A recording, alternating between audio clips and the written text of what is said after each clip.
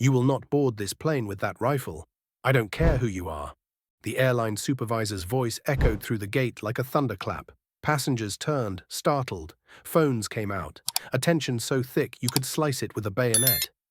Standing at the gate, silent as stone, was a U.S. Army tomb guard in full ceremonial uniform.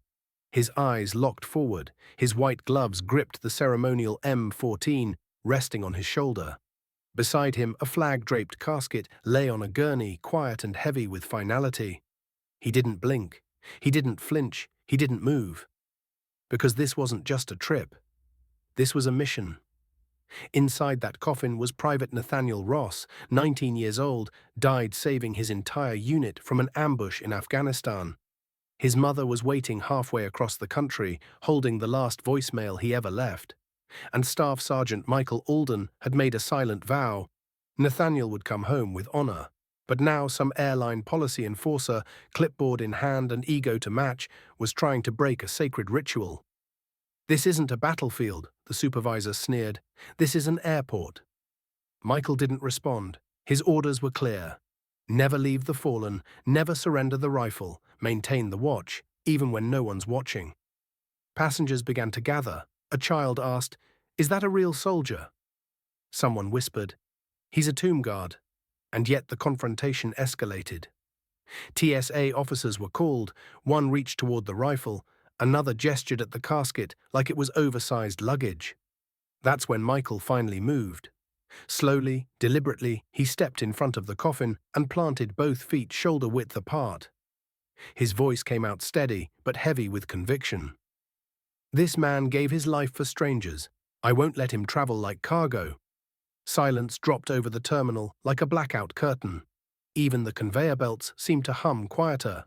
People were no longer staring in curiosity, they were listening. Then someone in a flight captain's uniform stepped forward. He looked Michael dead in the eye and said, "What do you need, Sergeant?"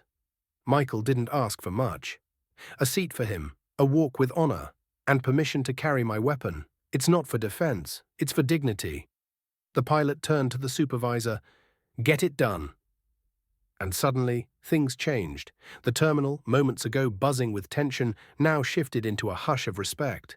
A ramp crew rolled out a temporary honor guard lane. Passengers stood back, voluntarily giving space. A veteran, who'd been quietly sitting in a wheelchair, rose, saluted, and held it. As Michael and the casket boarded, everyone stood. Some with hands over hearts, others with tears they didn't try to hide. And on that flight, not a single person spoke above a whisper. When they landed in Missouri, the scene was unreal. Outside the terminal, a sea of people lined the barricades, police cruisers with lights but no sirens, firefighters in dress blues, veterans with trembling hands. And at the front, Nathaniel's mother.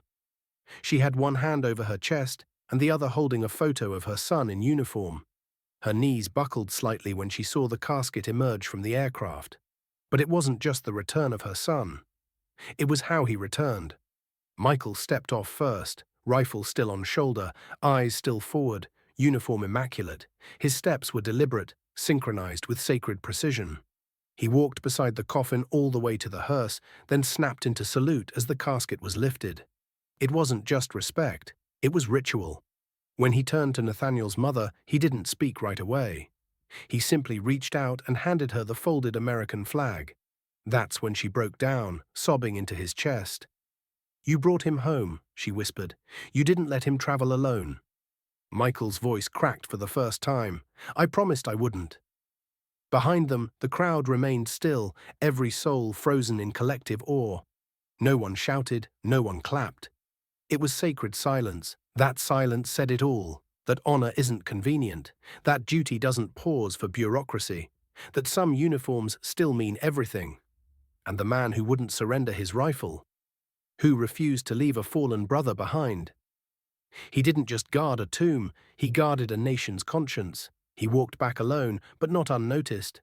People wiped their eyes, others offered salutes. Even the airline supervisor from earlier stood in the shadows, his eyes damp, too ashamed to approach. In a world where too much is forgotten, that day, at that gate, a crowd remembered what sacrifice really looks like. Before we end this story, let us know in the comment, where are you watching from? If this story touched you, subscribe to the channel and hit that like button and drop a karma in the comments below.